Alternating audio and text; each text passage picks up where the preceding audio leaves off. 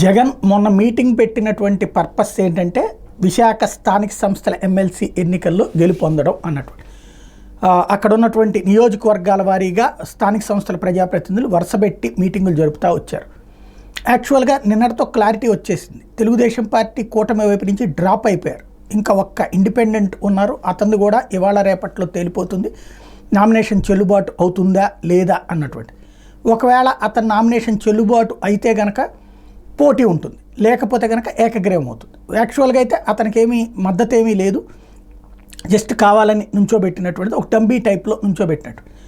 ఇప్పుడు అతన్ని మళ్ళీ అంటే తెలుగుదేశం డైరెక్ట్గా డ్రాప్ అయ్యి అతని ద్వారా ఏమన్నా చేయిస్తారని భావిస్తున్నారా జగన్మోహన్ రెడ్డి? ఎందుకంటే నిన్నటితో సమీక్షలు ఆపేస్తారనుకుంటే లేదు, ఇవాళ కూడా మళ్ళీ 4 నియోజకవర్గాలకు సంబంధించినటువంటి స్థానిక సంస్థల ప్రజాప్రతినిధులతో మీటింగ్ అవుతూ ఉన్నారు అంటే దాన్ని తను ఎంత సీరియస్గా తీసుకున్నారు అన్నటువంటిది ఒక రకంగా వ్యూహాత్మకంగా విజయం సాధించినా అక్కడితో వదిలిపెట్టట్లేదు. అవతల వాళ్ళకి స్కోప్ ఇవ్వకుండా అడుగులు వేయాలన్న పరిస్థితే కనబడుతోంది ఇక్కడ.